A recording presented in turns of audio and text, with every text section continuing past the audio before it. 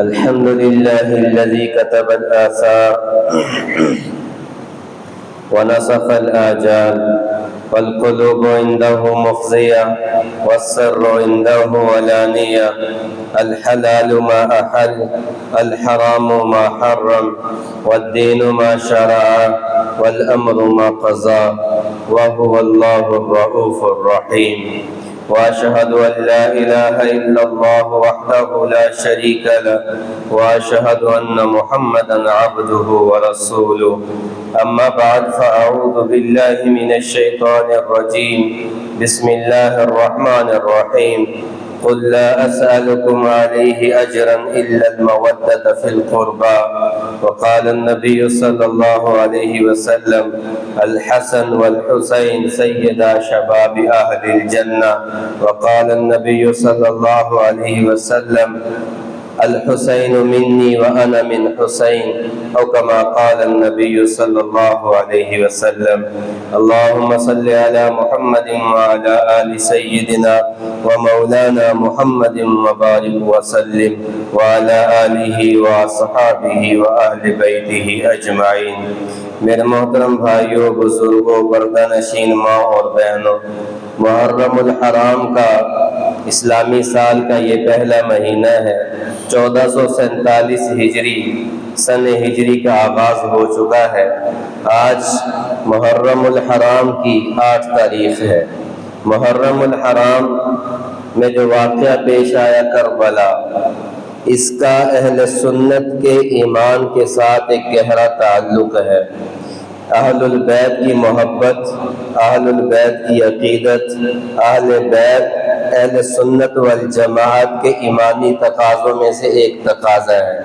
اہل البیت کی محبت کے بغیر ہمارا ایمان کامل نہیں۔ جب تک ہم اہل البیت کے ساتھ محبت نہیں کرتے، میری نماز بھی ناقص ہے، میرا ذکر بھی ناقص ہے، میری تلاوت بھی ناقص ہے، میرا ایمان ہی مکمل نہیں۔ اہل البیت ہمارے سینے کی ٹھنڈک ہے، ہماری آنکھوں کا نور ہے، ہمارے دل کا سرور ہے۔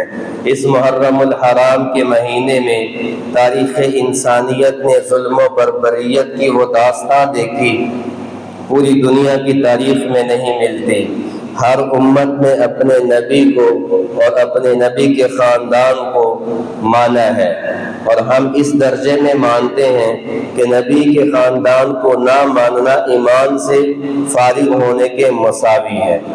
ہر محرم الحرام کا مہینہ ہمیں اہل البیت کی قربانیوں کی یاد دلاتا ہے، ہمارے ایمان کو جلا بخشتا ہے، ہمیں اس رستے پہ چلاتا ہے جو اہل البیت نے قربانیاں دے کے امت کے لیے پیغام چھوڑا تھا۔ پیغام کیا تھا؟ پیغام یہ تھا: اپنے حق پہ ڈٹ جاؤ، باطل کے سامنے کھڑے ہو جاؤ، جھوٹ کا ساتھ نہ دو، نا انصافی کو برداشت نہ کرو۔ یہ اہل البیت کی سیرت کا پیغام ہے۔ چنانچہ یزید تخت نشین ہوا۔ تھوڑا سا پس منظر بیان کر کے پھر میں کربلا پہ آتا ہوں۔ کربلا پیش کیوں آیا؟ وجہ کیا بنی؟ کون سی چیز تھی جو امام عالی مقام کو مدینہ سے مکہ اور پھر مکہ سے کربلا کے تپتے صحرا میں لے کر آئی؟ یزید تخت نشین ہوا، لوگوں نے یزید کی بیعت کرنا شروع کر دی۔ اس وقت بزرگ صحابہ بھی موجود تھے، اور صحابہ کی اولاد میں سے معتبر گھرانوں کے افراد موجود تھے۔ حضرت ابوبکر صدیق رضی اللہ تعالیٰ عنہ صحابہ میں خلفاء میں بڑے تھے۔ ان کے بیٹے عبد الرحمن بن ابی بکر، انہوں نے یزید کے ہاتھ پہ بیعت نہیں کی۔ حضرت عمر رضی اللہ تعالیٰ عنہ کے بیٹے سیدنا عبداللہ ابن عمر موجود تھے۔ اسی طرح سیدنا علی المرتضی رضی اللہ تعالیٰ عنہ کے لخت جگر نواسہ رسول سیدنا حسین ابن علی موجود تھے۔ اسی طرح عبداللہ بن زبیر کے بیٹے حضرت زبیر کے بیٹے عبداللہ موجود تھے۔ تو ان لوگوں نے بیعت نہیں کی۔ باقی اکثر طبقہ اور پوری خلافت کے لوگ بیعت کر چکے تھے۔ یزید حضرت امیر معاویہ رضی اللہ تعالیٰ عنہ، ان کا انتقال ہوتا ہے رجب کے مہینے میں۔ اور راتوں رات یزید تخت پہ بیٹھتا ہے۔ یزید مدینہ کے گورنر کو لکھتا ہے کہ لوگوں سے میرے حق میں بیعت لو، اور سب سے پہلے حسین ابن علی کو بلا کر بیعت لو۔ لہذا وہ قاصد پہنچتا ہے رات کے کسی وقت میں، گورنر مدینہ رات کے کسی ٹائم، آدھی رات سے بھی زیادہ، جناب امام عالی مقام کے دروازے پہ جاتے ہیں اور انہیں بلاتے ہیں، اور کہا جاتا ہے کہ آپ یزید کے ہاتھ پہ بیعت کر لیں۔ جناب امیر معاویہ رضی اللہ تعالیٰ عنہ دنیا سے پردہ فرما چکے ہیں۔ جناب امام عالی مقام نے فرمایا کہ میری بیعت ایسے نہیں ہے کہ میں چھپ کے بیعت کروں، میں بیعت علی اعلان کروں گا، میں بیعت دن کے اجالے میں کروں گا، میں رات کے اندھیرے میں نہیں کروں گا۔ آپ واپس آئے، راتوں رات آپ نے اپنے نانا کا شہر چھوڑا۔ کیوں؟ کیونکہ خاندان نبوت، اہل البیت کا گھرانہ ظالم کے آگے جھکنا نہیں چاہتا تھا، کسی ایسے شخص کے ہاتھ میں خلافت کی بات ڈور نہیں دینا چاہتا تھا جو بنیادی عقائد سے ہی پھر گیا ہو، جس نے جھوٹ کو سچ بنا دیا ہو، جس نے ساری حدیں پار کر دی ہو۔ لہذا ظلم کے آگے جھک جانا اہل البیت کا میسج اور ان کی سیرت کا پیغام نہیں ہے۔ جناب امام عالی مقام رات کے اندھیرے میں مکہ المکرمہ جاتے ہیں۔ یہ رجب کا مہینہ ہے، رجب، شعبان، رمضان، شوال، ذی قعدہ اور ذو الحجہ، 6 مہینے آپ نے بیعت نہیں کی۔ لہذا گفت و شنید چلتی رہی۔ آپ مکہ میں پہنچے، کوفہ سے خطوط کا سلسلہ شروع ہوا، بڑے بڑے قبائل کے سرداروں نے خط لکھے، ہم یزید کو خلیفہ نہیں مانتے، لہذا آپ کوفہ تشریف لائیں، ہم آپ کے ہاتھ پہ بیعت کریں گے۔ خطوط کی تعداد مختلف تھی، مورخین نے لکھا 18,000 خط امام عالی مقام کو لکھے گئے۔ آپ نے مشورہ شروع کیا کہ میں اب کوفہ جانا چاہتا ہوں۔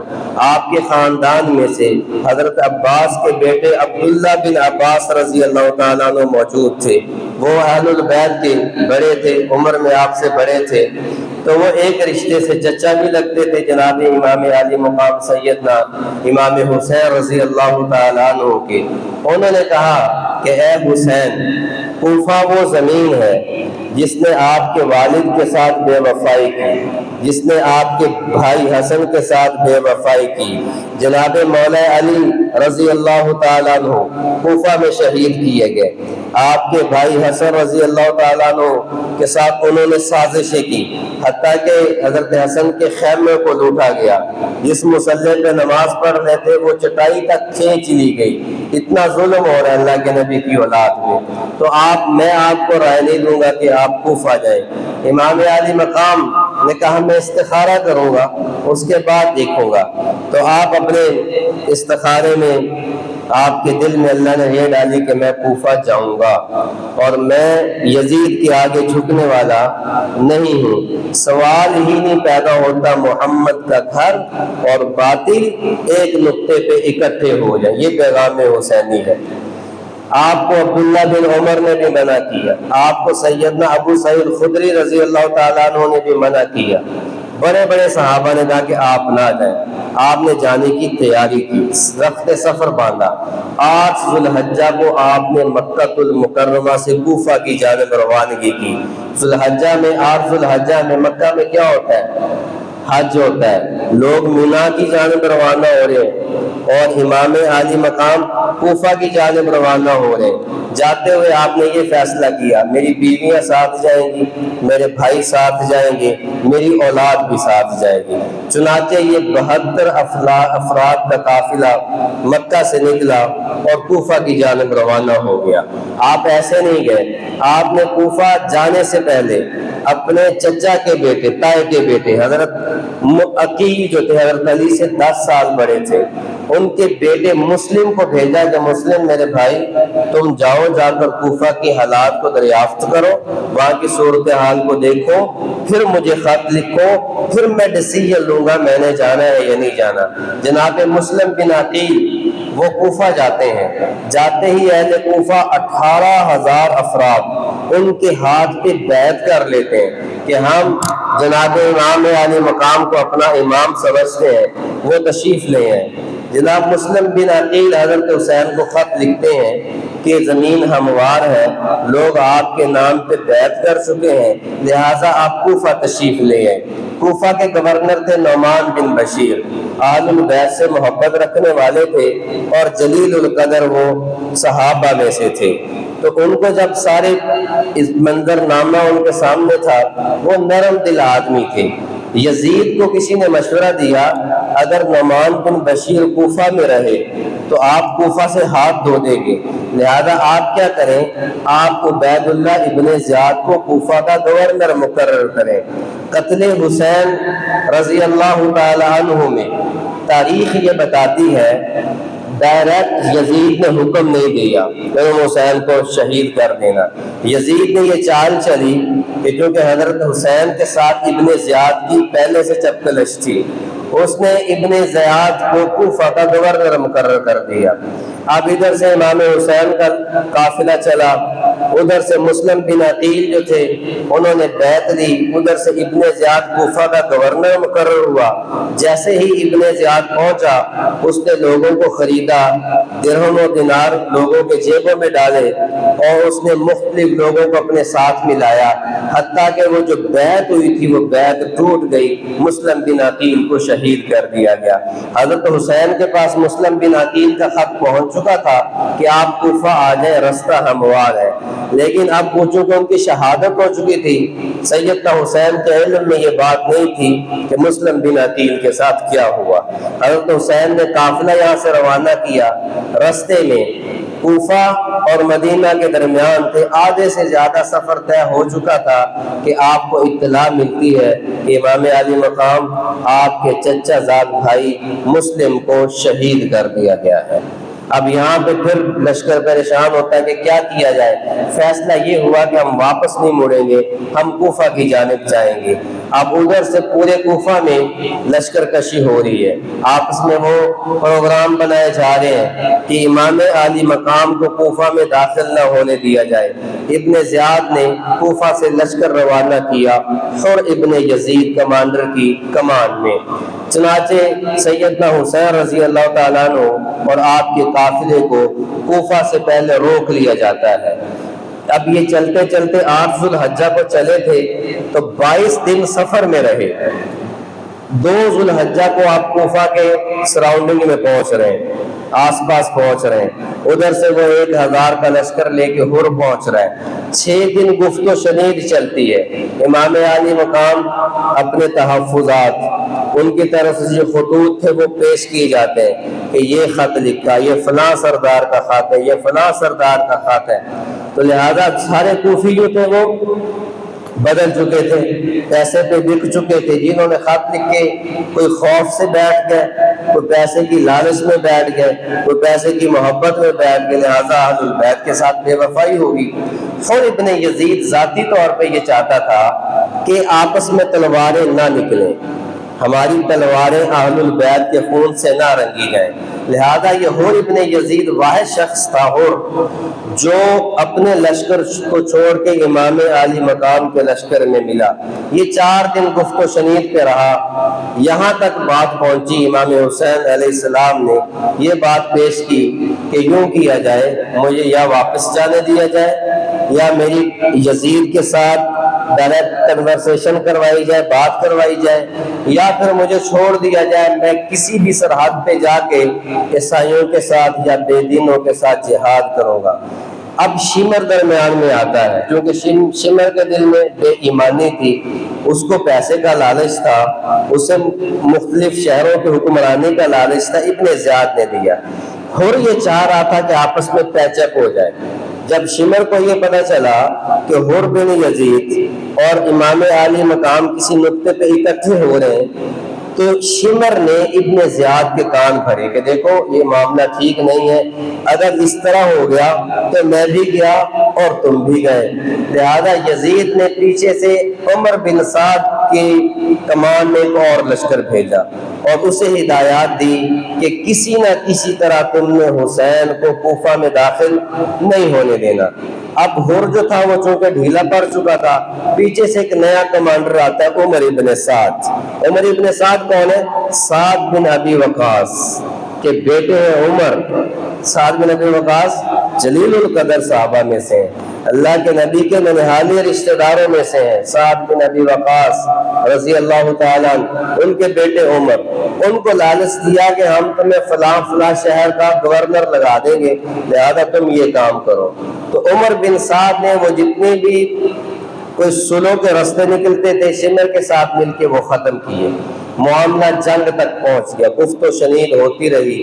حضرت امام حسین علیہ السلام نے جتنے بھی اپنے ان کے سامنے نکات پیش کیے، انہوں نے کسی بھی نقطے پہ اکٹھا نہیں ہونے دیا، خیر لشکر آمنے سامنے ہو گئے، اور یہ 4 دن، یہ بھی 6 دن، 2 محرم کو کوفہ کی سراؤنڈنگ میں پہنچے، 6 دن 2 اور 6 8 محرم ہو گیا، اور ادھر سے شمر بھی 400 افراد لے کے عمر بن سعد کے سر پہ سوار ہو گیا۔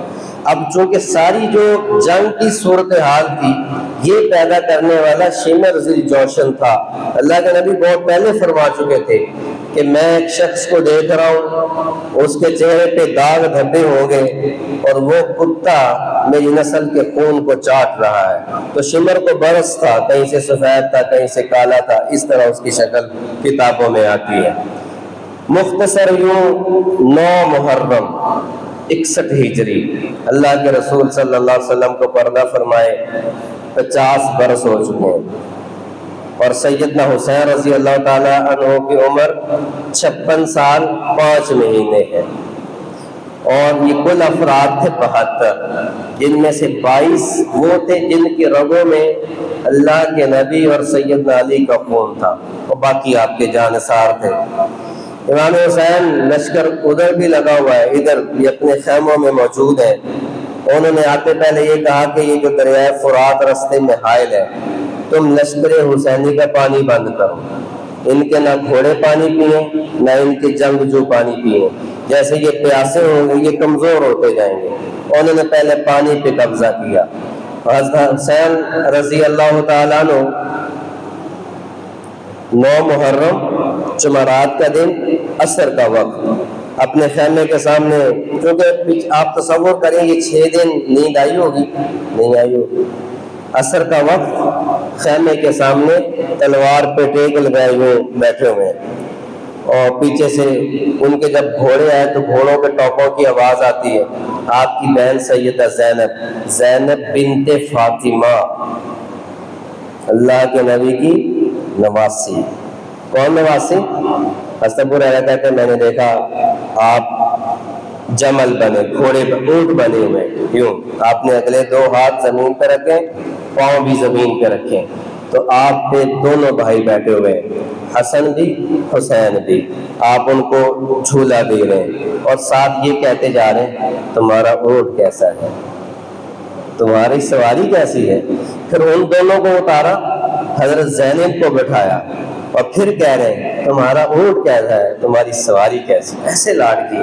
پھر زینب نکلی تو حسین اچانک ہڑبڑائے، آنکھ کھلی تو انہوں نے کہا بھائی کیا ہوا؟ آپ نے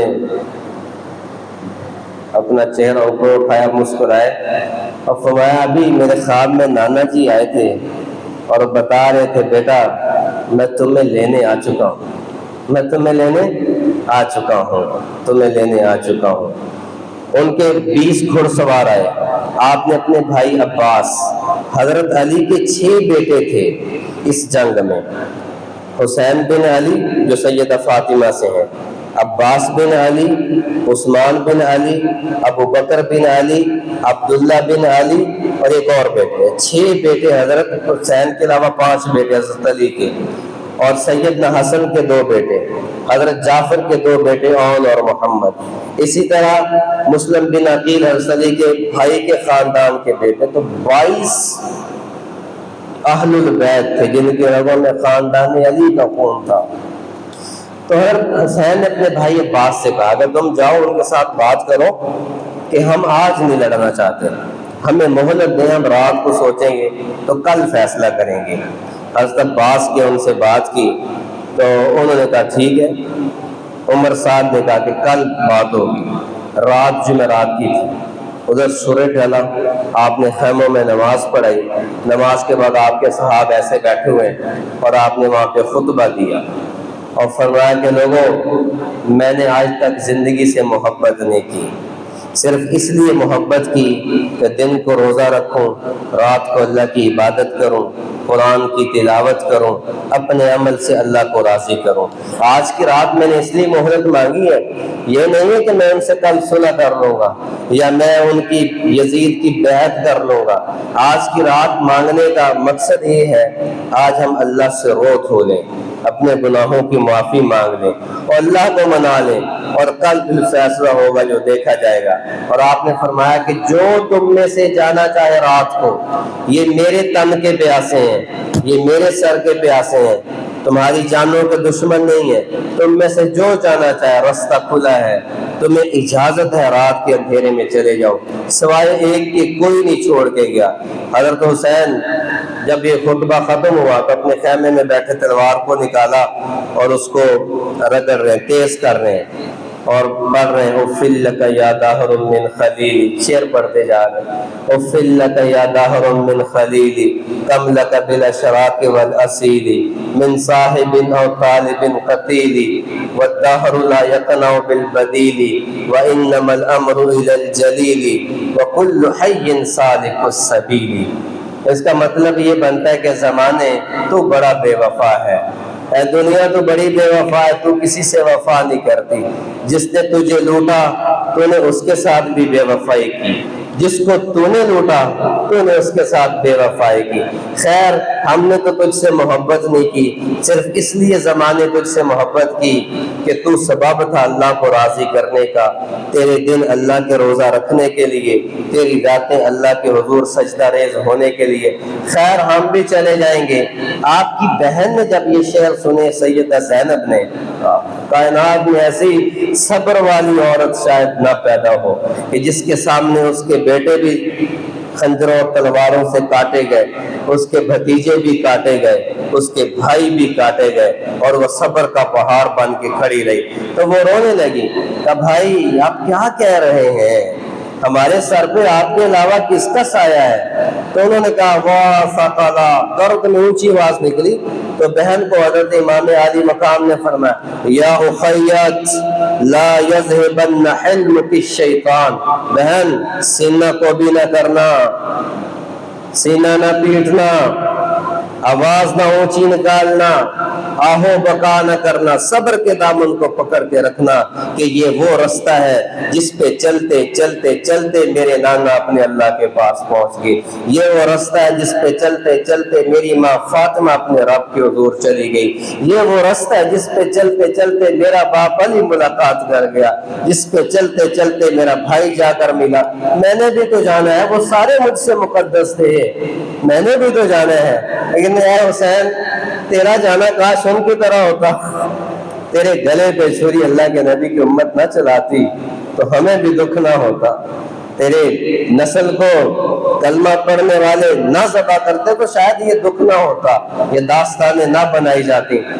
ذات جیسے تیسے گزر گئی، صبح کی نماز انہوں نے بھی پڑھی، نماز انہوں نے بھی پڑھی، ہاں نماز میں اہل البیت کی محبت نہیں تو تیرا سجدہ قبول نہیں ہے، نماز میں صحابہ کی محبت نہیں تو تیرا سجدہ قبول نہیں۔ نماز پڑھانے والے تو وہ بھی تھے، وضو وہ بھی کر رہے تھے، وضو یہ بھی کر رہے تھے، سب لشکر آمنے سامنے ہوئے، آمنے سامنے، اور آپ کے جانثار نکل رہے ہیں۔ امام علی مقام اپنے گھوڑے پہ بیٹھے، آپ نے خطبہ دیا ہے کوفہ والو یہ فلاں ابن فلاں کا خط ہے، یہ فلاں ابن فلاں کا خط ہے، کہاں چلے گئے سارے؟ تو وہ جو خط لکھنے والے تھے وہ تو جان کے پیاسے بنے ہوئے تھے، تو پھر انہوں نے سوچا کہ اب تو ایک ہی رستہ ہے کہ یا اس کو شہید کر دو، اگر یہ بچ گیا تو ہم نہیں بچیں گے۔ تو پھر آپ نے کہا تھا نہیں ہو سکتا محمد کا گھر اور باطل ایک جگہ پہ بیٹھ جائیں، ہم دنیا نہیں چاہتے، ہم حکومت نہیں چاہتے، ہمارا مطمع نظر نہ دنیا ہے نہ حکومت ہے، ہم تو ایک نظام چاہتے ہیں، اللہ اور اللہ کے نبی کا نظام، اپنے نانا کا نظام۔ اگر تم نہیں اس پہ آتے تو پھر ہماری تلواریں بھی ننگی ہیں اور تمہاری تلواریں بھی ننگی ہیں۔ لیکن یاد رکھو، اگر تمہاری تلوار چل گئی، اس وقت کائنات میں مجھ سے افضل خون موجود نہیں، پوری روئے زمین میں کسی نبی کا خون موجود نہیں سوائے میرے، کہ میری رگوں میں خون دوڑنے والا محمد مصطفیٰ کا خون۔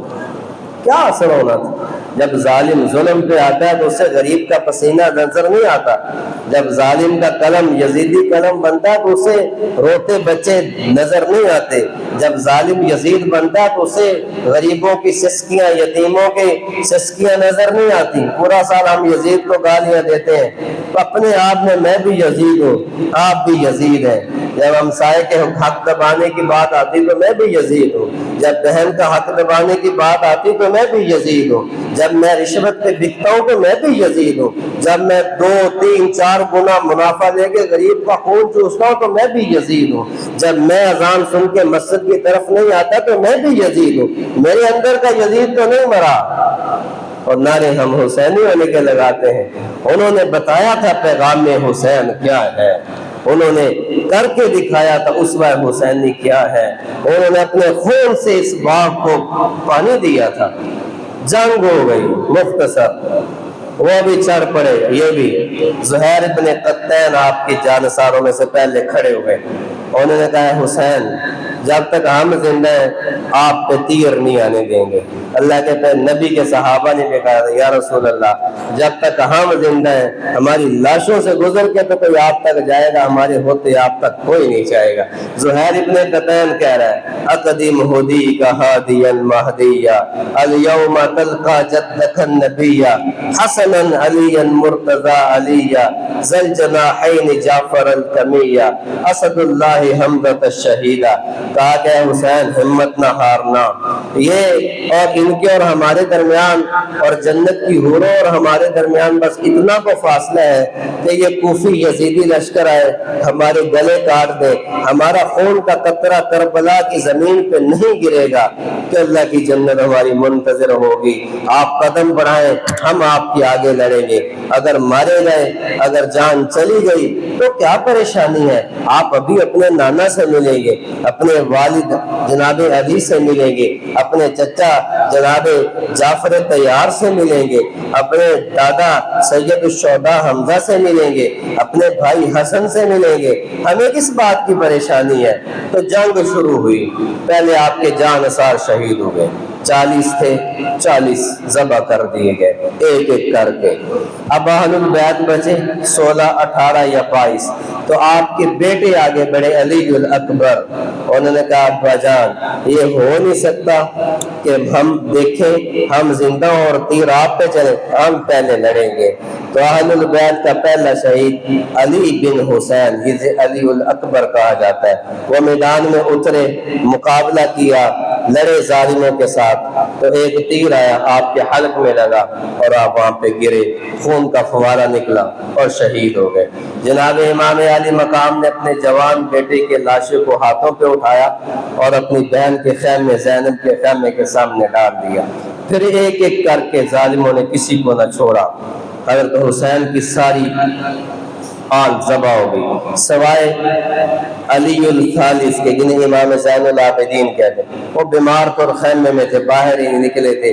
اللہ نے نظام بنانا تھا کہ سیدہ فاطمہ کی اولاد آگے چلنی تھی، تو سارے حضرت حسن کے 2 بیٹے حضرت قاسم اور اسی طرح مسلم بن عقیل کی اولاد اور اسی طرح جعفر کی اولاد، سارے کے سارے نوجوان شہید ہو گئے۔ حضرت حسن کے بیٹے قاسم کہتے ہیں بہت خوبصورت تھے، جب وہ میدان میں اترے تو ان پہ 6-7 کوفیوں نے اکٹھا حملہ کیا، ان پہ ان کا یہ بازو کٹا تو گرتے ہوئے نے کہا یا اماں، اے میرے چچا، حضرت حسین کو آواز دی، تو سیدنا حسین جو کہ زخم تو آپ کو بھی لگے تھے، تو آپ دوڑ کے خیمے سے آئے تو حضرت قاسم کے سر کو اٹھا کے اپنے جب گود میں رکھا تو ان کی سانس جا چکی تھی، شہید ہو چکے تھے۔ تو سیدنا حسین نے آنسو بہائے اور کہا بھتیجے آج تیرا چچا تیری لبیک پہ نہیں پہنچ سکا، کلّا تو ناصرہ و کفر واترہ، آج تیرا چچا اتنا بے بس ہے کہ اس کے دشمن زیادہ ہیں اور دوست کم ہیں۔ سارے شہید ہو گئے ایک ایک کو اٹھا کے۔ امام علی مقام لڑتے لڑتے تھکے، جب ظہر کا وقت ہوا تو نماز صلاۃ الخوف پڑھی، حالت جنگ میں پڑھی۔ پیغام حسینی ہے، کیا کربلا کی ریت پہ سجدہ، کیا وہ سجدہ کہ 1500 سال میں ایسا سجدہ نہ ہوا ہوگا جو کربلا کی ریت پہ اہل البیت نے کیا، یا کربلا کی ریت سے وضو کیا ہوگا، یا اپنے خون سے وضو کیا ہوگا، یا ریت سے تیمم کیا ہوگا۔ پیغام دیا مجھے، میری نسلوں کو، آپ کو، کہ اسوہ حسینی پیٹنے کا، سبیلے لگانے کا، میٹھے پانی بانٹنے کا نام نہیں ہے۔ آپ بانٹتے رہے 10 دن میٹھے پانی، اور پچھلے 11 مہینے آپ سود پہ کمائی کھائیں، آپ سود لے کے اپنا رزق بنائیں، اور آپ لوگوں کا حق دبا کے اپنا بینک بیلنس بنائیں، اور آپ ظلم و ستم کی چکی چلا کے بینک بیلنس بنائیں، آپ رشوت کا بازار گرم کر کے بینک بیلنس بنائیں، اور ان 10 دنوں میں آپ سبیلے لگا گے۔ اللہ کی قسم نہیں ضرورت آل البیت کو، میرے ٹھنڈے میٹھے پانی کی ضرورت کوئی نہیں، میرے سینہ کوبنے کی ضرورت کوئی نہیں۔ سینہ کوبی میں نے نہ نماز پڑھی، میں نے سبیلے تو لگائی، اور میں نے 11 مہینے ساتھ یزید کا دیا، 11 مہینے پرموٹ یزید کو کیا۔ یزیدیت حسینیت دو استعارے ہیں۔ استعارہ کیا ہوتا ہے؟ ایک پیغام بن چکا ہے، جو ظالم ہوگا وہ یزید ہوگا، جو ظالم کے خلاف کھڑا ہوگا وہ حسینی ہوگا، جو رشوت خور ہوگا وہ یزید ہوگا، جو رشوت خور کے خلاف کھڑا ہوگا وہ حسینی ہوگا، جو قبضہ مافیا بنے گا وہ یزید ہوگا، جو مظلوم ہوگا وہ حسینی ہوگا۔ یہ دو نظریات ہیں اور قیامت تک رہیں گے۔ دیکھنا میں نے ہے میں کس صف میں کھڑا ہوں۔ تو امام علی مقام کوئی نہیں بچا، 2 بچے مردوں میں سے، ایک زین العابدین آپ کے بیٹے، اور ایک علی الاصغر۔ سب سے مظلومانہ شہادت کربلا کے شہداء میں علی الاصغر کی 6 مہینے کے ہو گئے۔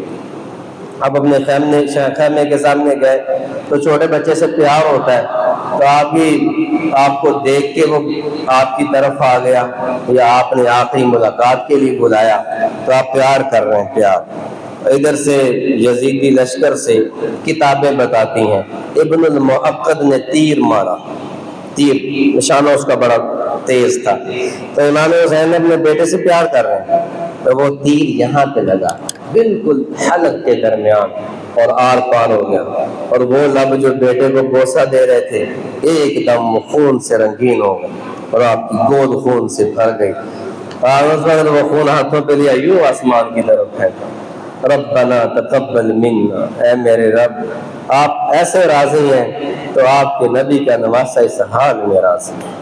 بھائیوں، قصہ سنانا مقصد نہیں ہے، آپ دیکھیں آپ کس صف میں کھڑے ہیں، میں دیکھوں میں کس صف میں کھڑا ہوں، میں دیکھوں میرا کردار کیا ہے۔ میں تو تب حسینی ہوں جب میرا بول بھی حسینی ہو، میرا قول بھی حسینی ہو، میری تجارت بھی حسینی ہو، میں باپ بنوں تو میرا کردار حسینی ہو، میں بیٹا بنوں تو میرا کردار حسینی ہو، میں بھائی بنوں تو میرا کردار حسینی ہو، میں ہمسایہ بنوں تو میرا کردار حسینی ہو، میں بازار میں نکلوں میرا کردار حسینی ہو، میری آنکھ کا حیا حسینی ہو، میری کانوں کا سننا حسینی ہو، میرے قدم کا چلنا حسینی ہو، میرے قلم کا چلنا حسینی ہو، میرے منہ میں جاتا ہوا رزق حسینی ہو۔ یہ کیا بات ہے؟ 10 دن تم حسین حسین کرو اور 11 مہینے 20 دن یزید بنے رہو۔ تو وہ چھوٹا جو تھا وہ بھی شہید ہو گیا، اب امام بچے۔ تو وہ 3 گھنٹے کا وقت گزر گیا، کتاب میں 3 گھنٹے نہیں لکھے کیونکہ عصر کا وقت داخل ہوا تو ظہر کے عصر کا اتنا وقت ہوتا ہے۔ کسی کی ہمت نہیں پڑ رہی تھی کوئی آپ پہ تلوار کھینچتا، تو شمر نے کہا بدبختو تم سے ایک نہیں سنبھالا جا رہا، تو کہا ہماری جرت نہیں پڑ رہی کہ ہم آل رسول سے کے خون سے اپنی تلوار کو رنگین کریں. تو کہا کوئی بات نہیں، اکٹھے حملہ کرو. تو 5-7 نے مل کے اکٹھا امام عالی مقام پہ حملہ کیا. اور پہلا حملہ جو تھا وہ ایک نام آتا ہے، اس نے نیزہ مارا جو آپ کندھے پہ لگا. اور دوسرا یزید ابن خولی کا تھا، اس نے آپ کے گردن پہ حملہ کیا تو زخمی ہو گئے اور آپ گر گئے. اور پھر سنان ابن انس تھا بدبخت، وہ آگے بڑھا، اس نے آپ کے سینے پہ پاؤں رکھا سر تن سے جدا کر. یہ وہ تن تھا، یہ وہ سر تھا جسے اللہ کے نبی نے کبھی ماتھے پہ بوسہ دیا، کبھی ہونٹوں کو چوما، کبھی رخساروں کو چوما، کبھی ان کے لیے سجدہ لمبا کیا. نماز پڑھا رہے ہیں، عبداللہ ابن مسعود کی روایت ہے، سجدہ لمبا ہو گیا، میں پیچھے کھڑا تھا، میں نے اٹھ کے دیکھا کہ دونوں بھائی آپ کے کمر پہ سوار ہیں. تو میں نے دونوں کو اتارنا چاہتا، اللہ کے نبی نے ہاتھ سے پیچھے کیا، میرے بیٹوں کو نہ اتار. امام حسین تشریف لا رہے ہیں، آپ منبر پہ بیٹھے ہیں. حضرت ابو ہریرہ کہتے ہیں میری آنکھوں نے دیکھا، میرے کانوں نے سنا. جب حسین آئے تو آپ نے اپنی ٹانگیں یوں آگے بڑھا لی. تو حسین سے کہا حی علی الحسین، اوپر آؤ حسین. انہوں نے آپ چھوٹے پاؤں آپ کے پاؤں پہ رکھے، آپ نے کہا اور اوپر آؤ، وہ اور آگے بڑھے. آپ نے پاؤں سکیڑے، وہ اور اوپر آئے. پھر آپ نے یوں باہوں کو کھولا، باہوں میں لیا اور ہونٹوں کو چوم کے کہا اے اللہ میں اس سے محبت کرتا ہوں، تو بھی اس سے محبت کر، اور جو اس سے محبت کرے تو اس سے محبت کر. بھائیو، اہل البیت کی محبت میرا ایمان، ہم خالی ہیں ان کی محبت کے بغیر. تو ظالموں کو صبر نہ آیا، پھر ان شہداء کے سروں کو نیزوں پہ کاڑا گیا. اور جب خیموں کو لوٹا گیا، آگ لگا دی گئی اللہ کے نبی کی بیٹیوں کے خیموں. تو خواتین خیموں میں تھیں، جب یہ ظلم و ستم کی داستان کی، سر سب کے کاٹ دیے، نیزوں پہ چڑھا لیے اور قیدی بنا لی اللہ کے نبی کی آل کو، بیٹیوں کو. سیدہ زینب جب اپنے حجرہ سے نکلی خیمے سے تو دیکھا سارے میرے بھتیجے، میرے بھانجے، میرے 6 بھائی ذبح کر کے نیزے پہ چڑھا دیے گئے. تو وہ کہہ رہی ہیں واہ محمد واہ محمد صلی اللہ علیہ الالہ وملک السماء وہذا حسین بالعراء مزمل الدماء مقطع الاعضاء واہ محمد واہ. میرے نانا محمد مصطفیٰ، یا رسول اللہ دیکھے تو صحیح کیا کیا تیرے حسین کے ساتھ، آپ کے حسین کا کیا بنا ہے. آج اس کی بارات چڑھی ہوئی ہے، اس نے سرخ رنگ کا اپنے خون کا جوڑا پہنا ہوا ہے. یا رسول اللہ آئے دیکھیں، ذریت کا مقتلا، آپ کی نسل کو کاٹ دیا گیا، آپ کی بیٹیوں کے سروں سے دوپٹے کھینچ لیے گئے. یا رسول، اتنا درد تھا کہ کوفی لشکر کے چیخے نکل گئے. اور ظالموں کا بھی دل نہیں بھرا تھا، کہیں پہ پانی چھوڑو، دریا سے پانی چھوڑا گیا، لاشوں پہ گھوڑے دوڑائے گئے اور یہ لشکر کوفہ چلا گیا.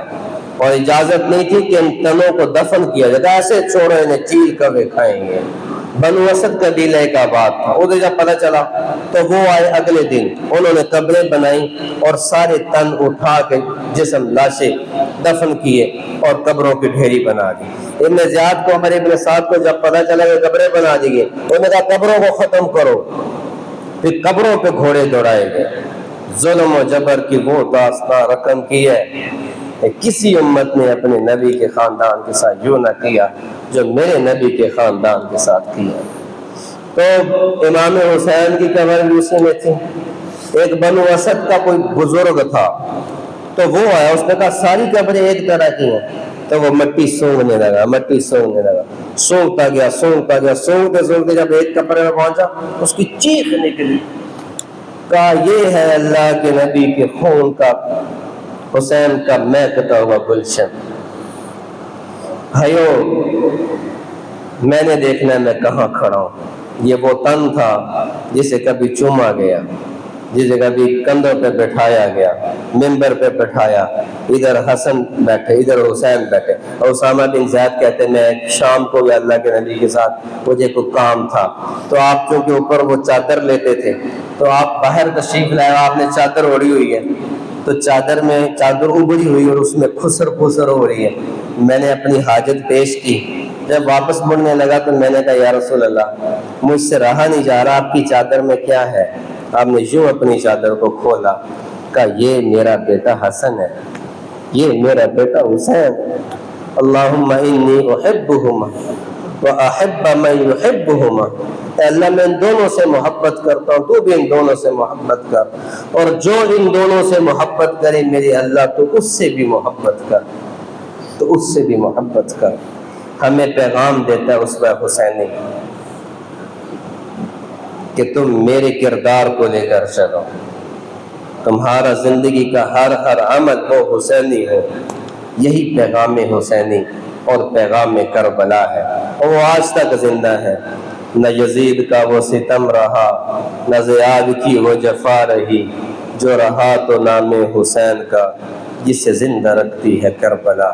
اللہ تعالی ہم سب کو ان کے نقش قدم پر چلنے کی توفیق عطا فرمائے۔